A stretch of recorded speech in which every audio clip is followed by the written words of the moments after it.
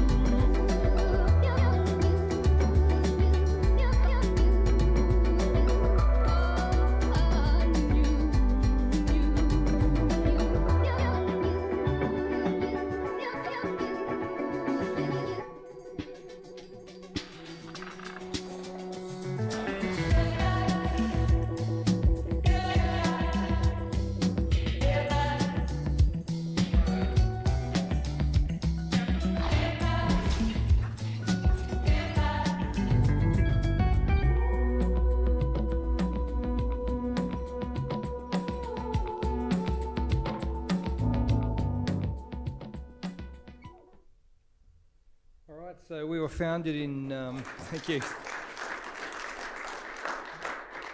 founded in Brisbane in 2011, started with 6 of us, and in that time we've grown to well over 60 in those years. We're a full service visual effects post-production company, so we take it through from edit, concept, animation, 2D animation, full visual effects, online mastering, grading, bit of everything. So in that time we've managed to become the most awarded visual effects company in the Asia Pacific region. But yeah, we didn't get into it for the awards. We got into it for the fast cars and the beautiful women. There we are, young and fresh. What a time. And yes, someone let us grow and grow, so off we went. So we've opened in Brisbane, Sydney, LA, Tokyo up there, and most recently Melbourne. So we came out of the gate pretty fast. We had a great commercial to start with, Tui's Extra Dry, the one with the deer coming home from the big night out. And we sort of put it together to be able to do that. We got the software we knew at the time. We got everything we needed to augment that all together, and soon found ourselves with lots more work, but lots more varied work, and lots more pressure to deliver different kinds of work in with all the limitations and budget requirements that comes with that. So we started with Maya. We did everything in Maya. We rigged, we modelled, we lit, shaded.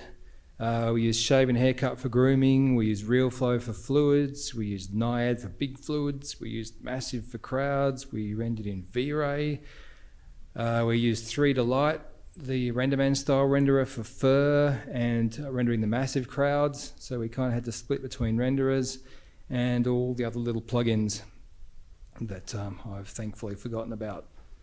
So that brought us to the question of what's this Houdini all about? It sounds great. We're being talked to all the time by successful people who are using it. It looks pretty scary. And I started to reach out to a few interesting people around the world. 2 guys in particular, Geordie Barras and Andy Nicholas. I think Andy's at Frame Store now, and Geordie might be back at the mill.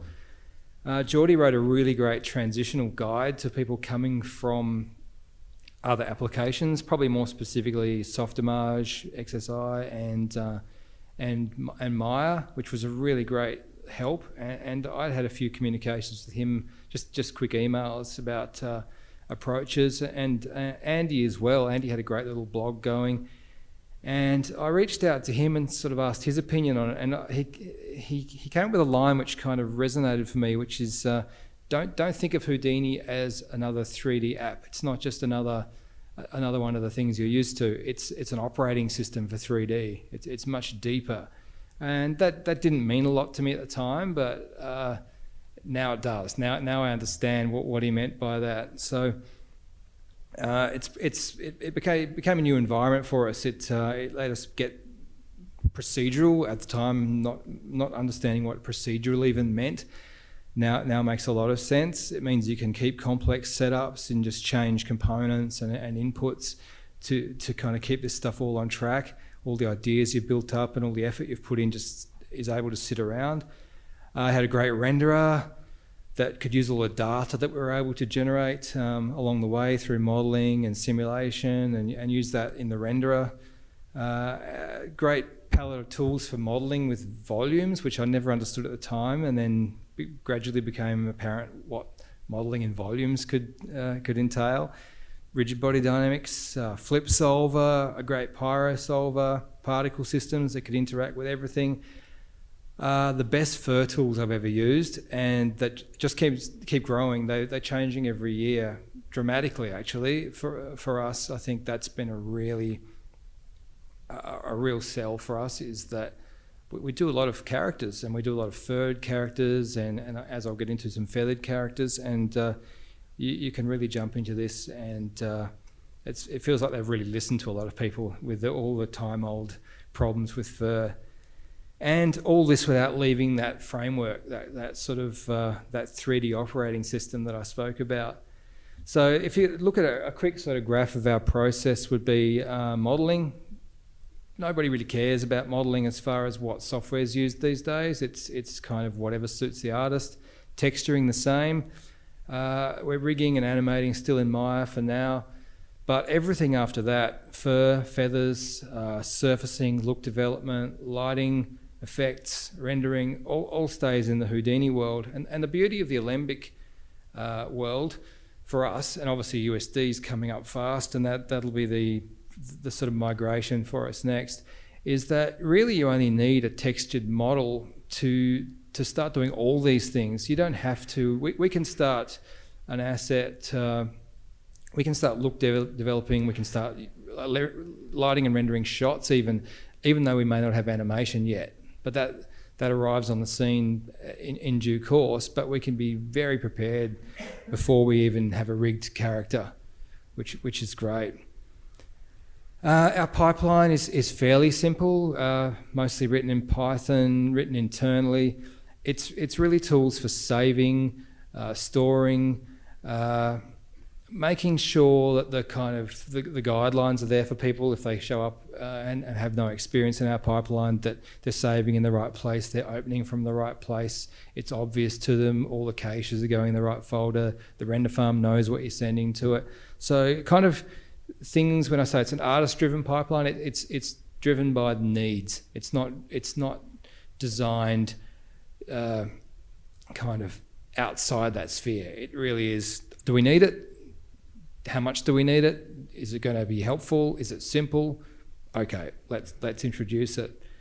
So back to the Houdini side of things, we use HDAs, digital assets, for everything, version controlling, updating existing assets. We can have TDs working on existing assets while we're still using them in shots. And we try and publish up simple controls for artists. So it may be some caching tools, it may be a few switches to do resolutions or styles or shaders, essentially just an Alembic cache path. So once that's laid out and connected to those caches, really once an animation's updated, we don't really have to have too much human involvement with that, which is where I find a lot of the mistakes happen along the way. It slows things down. We've got another system for sharing, not so much assets, we call it SLAP. It's essentially just a way of passing around cool stuff that we've made. It's a bit more of an informal process. So we'll say, oh, that thing you made yesterday that had 4 wrangles and a blast node at the end of it, that was great. What did that do? Okay, can you slap it to me? We can save that as a project-based slap or a user-based slap. So I can have my own collection of stuff that I know that I use frequently, that I keep for myself, and other people have access to as well, which is really nice. So our pipeline's set up to launch Houdini based on a project. So we don't just open Houdini vanilla, we launch Houdini in the project. So at the beginning of a project, we'll decide, what build of Houdini are we comfortable with for this project? Is this a smaller project that could take maybe a new version? Could we go 17.5 on this, or are we still locked to 17 because of the Arnold renderer, or because of the fur tools or something like that? So that's decided early. Whoever launches in that project is using the right version of Houdini, the right version of the renderer, whether it's Mantras, obviously that's built in, but Arnold has to interface as well. And that comes, the same thing applies when we pull an archive back from a project that may be a year old. All that stuff comes back with it. So we don't have to go, oh, which version of Houdini did we use for that project? We know that, it's there. Everything's there that you need, which is great. And all the rest of our tool development is inside Houdini. We don't need to leave that zone. So that takes me to probably the first of our commercials. So this one was a bit of a challenge. This is a local commercial for Australia with Honda. Really, this one put the Pyro Solver through its paces. Everybody knows who's used the Pyro Solver. It's tricky when you've got long lines of things like missile trails, comets, anything that has to have a good resolution but has to travel a great distance. So that was a challenge. We got into clustering for the comet, and some interesting nuclear explosions and small meteor explosions. So I'll take you through the spot. Coming up, CJ has the poop scoop at the dog show. But first, Dr. Georgia. CJ, no. We've stolen a Shih Tzu. No way, Sally. And we're cutting live now to our very own CJ McNeil. We up? Okay, it's heading south and it has cleared the city. Can you put your hands in your head? Oh no. Wanna dig the young and life it is. You know, well you know you had it coming to you. You know you had it coming to you. Good work. Go. And now to Glenn, who has the hot scoop at the dog show. Thank you, CJ. We chased a dream to bring you the bold new Honda Civic. Go chase yours. So, quickly glossing over this, the Meteor system, essentially, we had to previs this stuff pretty heavily with the director, and he had a lot of changes of mind and changes of heart, and as it progressed, wanted to move things around quite a lot. So the best way for us to do that was to have the animators lay this out, which was laid out in Maya, built with timed NURBS curves, extruded tubes, so they could visualize what was going on, where the timings, where it happened. So the best thing for us to do was to take that data and build an asset from that. So we started with the curve from Maya, the animated curve, which gave us our timing and our location and a target. We would then fire a sphere down this curve, and that would emit density and velocity into a pyro sim. So that gives us our trail. And then based on the end of this curve, wherever it may be, it would build a pre-shattered piece of ground geometry with its own little self-contained pyro solver that was timed by the end of the curve. So as soon as the sphere reached the end of the curve, it would trigger this little explosion. So we really only had to build one of these assets. The idea was then to give it a few seeds and a few controls to differentiate them, so it didn't look like a bunch of little cloned meteors all landing kind of simultaneously. And the artist then just had a cache path and some basic controls on that. So once this was set up, initially, it was really just a case of you could almost run it through blind. Almost didn't need to open a GUI version of Houdini. You could just pump this straight back through the render farm. It would pre-sim with its dependencies and then roll through to a render. So sort of took out a lot of the human involvement with that, which was nice. We'd had some ground explosions. There was a lot of stuff they couldn't do on the day, obviously for safety reasons, and they didn't want to damage the car. So they were the really specific looking explosions. So the idea ended up being kind of simple in some ways. I built a bunch of grids that were rotatable, so we could kind of choose where our little smoke tendrils exactly went to suit the shot, and simply just used a little paint splat in the middle, which we called the speed attribute, which drove velocity and emission in a fairly simple particle system. It worked really well because it gives us that kind of tendril cone shape, which was really synonymous with these kinds of explosions. And you'll see here, it's there's nothing too fancy about it, quite short lifespans, but really controllable and gave us really the exact kind of look we wanted with these often tricky to do little shapes.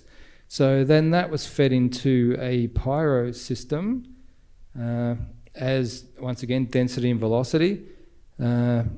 Fairly simple for the artist to work with and cache, and the trick for that one was the velocity from into the pyro. You could control that pretty easily, and that would sort of suck more of the density through or not. If you wanted the thin kind of tendrils, or you wanted really large movements of earth and dust, and this could then drive, the velocities of this stuff could then drive debris and finer particles, which worked really well. So I'll give you a quick making of that.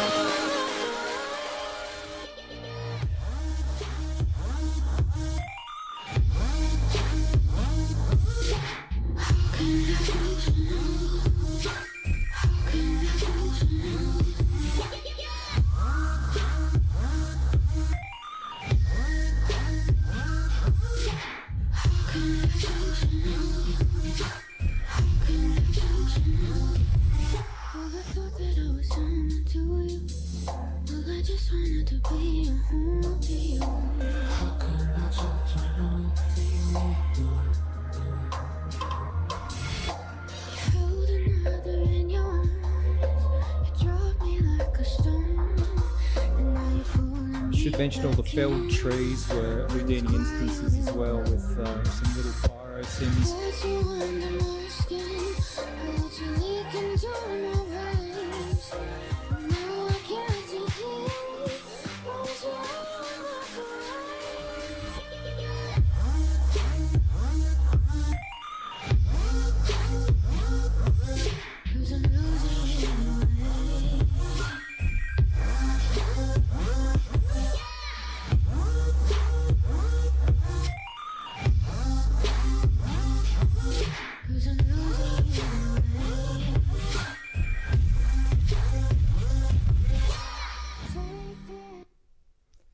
All right, on to feathers, the dreaded feathers. I personally can't think of a harder thing to do in the 3D world. But yes, we had this Toyota Corolla spot that came up fairly quickly and unexpectedly, and we didn't really have much of a feather tool in place at the time. So I made contact with a guy named Ty Ryzenkowski. Sorry, Ty, if that's not the correct pronunciation.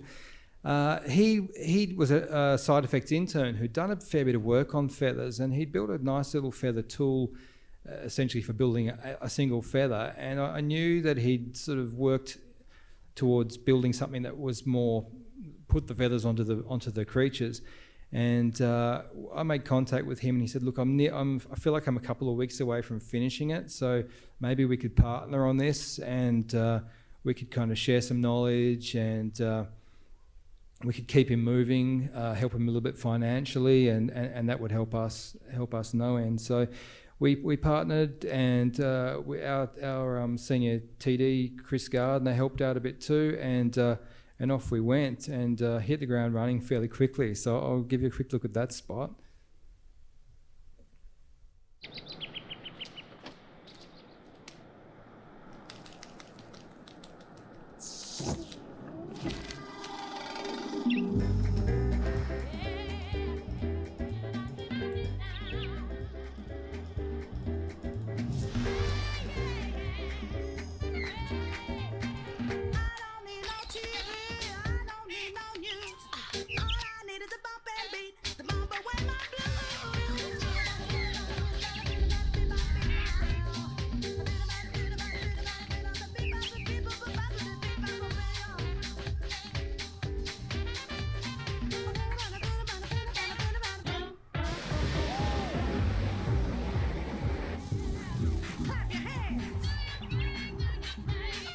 All new Toyota Corolla for the bold.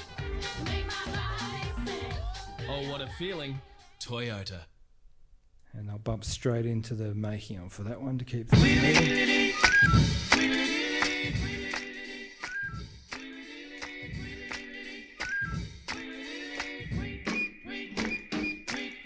He rocks in the treetop all the day long, hopping and a bopping and a singing his song. All the little birds on Jaybird Street love to hear the robin go tweet, tweet, tweet. Rockin' Robin, tweet, tweet, rockin' Robin, tweet, tweet. Blow rockin' Robin, 'cause we really gonna rock tonight.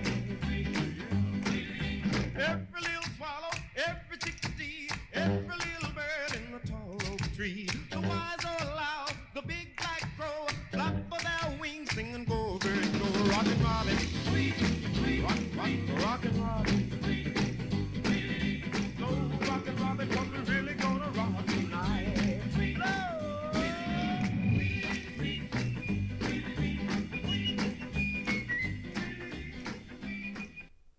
So the next one after that, it's funny how these things just seem to come in sort of twos and threes. We were asked to do a penguin for a Bank of Melbourne spot. So we've done a bit of an upgrade to the feathers at this point. We rebuilt the sop feather itself. We changed a fair bit of the fundamental stuff. We kept a lot of Ty's original grouping methodologies and grooming from the fur guide tools as well. And just kind of advanced it, and with feedback from our own artists and the way they liked to work. So we sort of pushed forward, and I'll jump into that spot too to keep things moving.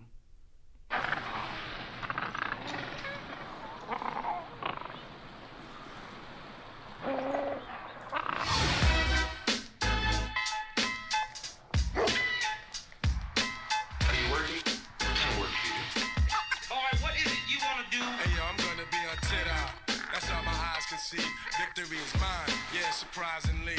I've been laying, waiting for your next mistake. I put in work and watch my status escalate. Now I'ma start collecting props, connecting plots, networking like a conference. Cause the nonsense is yet to stop. See, time is money, kid. And to me, it's funny, kid, when you meet heads talk. I see on TikTok, that's all my eyes can see. Victory is mine, yeah, surprisingly.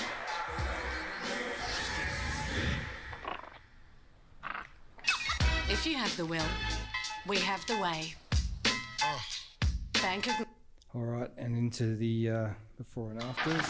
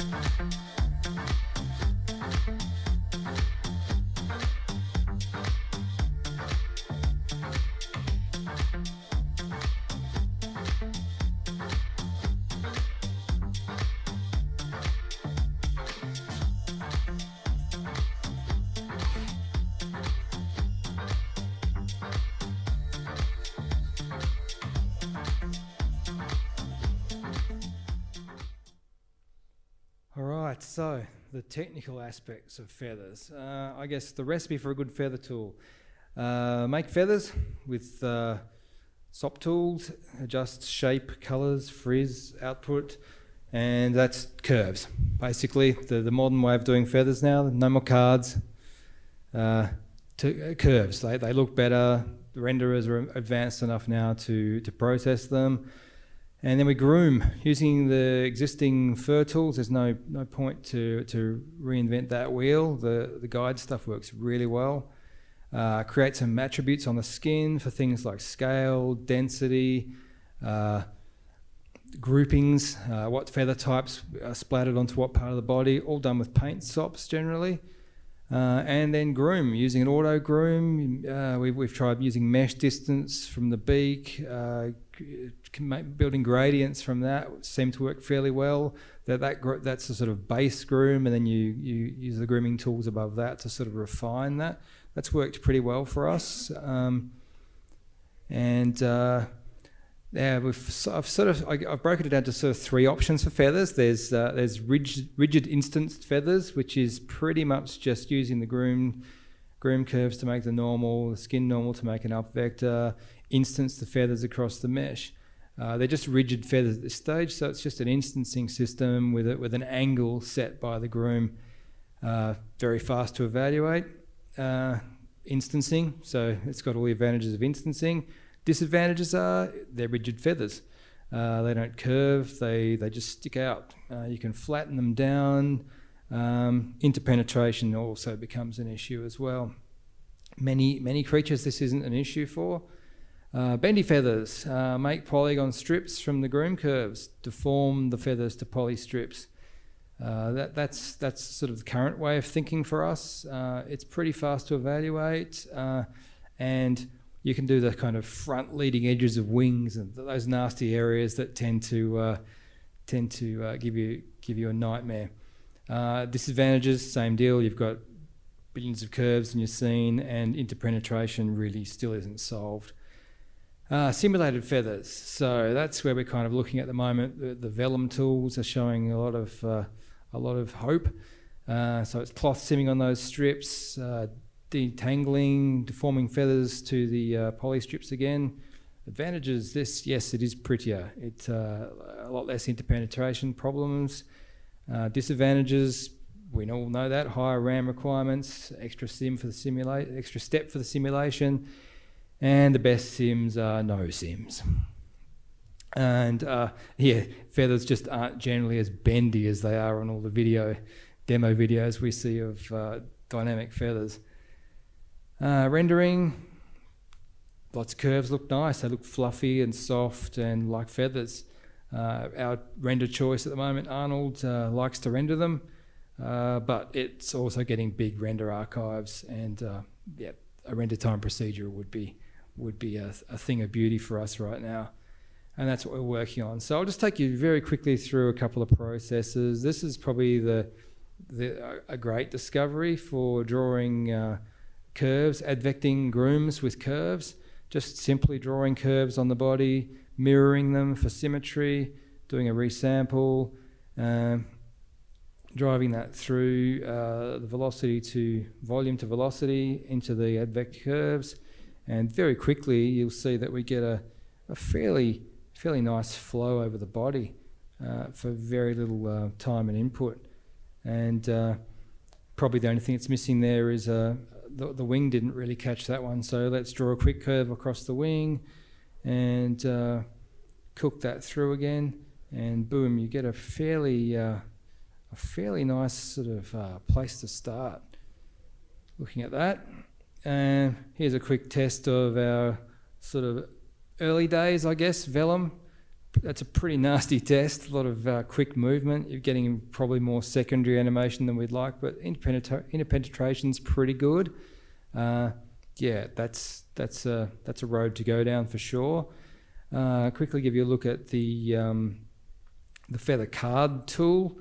So that gives us our way to splat the final curves onto. So that's driven from the groom. Obviously, we've got a conform tool, which is kind of As you can see, I'm turning it on and off there, and various levels which can be painted as well, how much we want the feathers to conform to the body, whether there's lift. This can also be driven by data at some point from animation, things like stretching and squashing, where we want the feathers to maybe lift off the body, and do a few cool things like that. Maybe the sim will take care of some of that as well. And a little built-in basic detangling tool as well, without the need for simming. There you can see that, we don't often show this part in the viewport because it's a little bit, it's quick to navigate around but very slow to, you wouldn't want to change a frame on it or anything like that. It's pretty brutal, but that's the render stage. You can just see that's all curves, and there's the individual feather itself with all its controls. So that's something we've kind of refined over the last couple of years. We've got that nice little fluffy bit at the end that feathers tend to get, based on whether a contour feather or a flight feather or a head feather, and I'm slowly learning all the terminology for the feathers, but it escapes me today. So there you go, clumping, wobble, all kinds of ways of treating the feather, and jumping through a nice artist-friendly way of shaping the feather based on a curve. You'll see me quickly jump in there and start pushing it around, so you can really drive those feather types based on the kind of bird that you're doing. And rendering's fairly once you've sort of pre-processed, it jumps in pretty quick to be able to render and re-render on the fly. Obviously some things change quickly, some things have to cook right back through again, so it's not the least painful process in the world, but it's improving all the time, and we're taking on a fairly big feather project right now for a feature film, so all this sort of work's coming to the fore, and there's still plenty more to do, but yeah, we're getting there. Thanks for listening. Hope that was somewhat informative. I'd love to pass around for questions if we have time. I've probably gone over a little bit, but yeah, if you guys are up for questions, happy to answer them. Hey, good, thanks.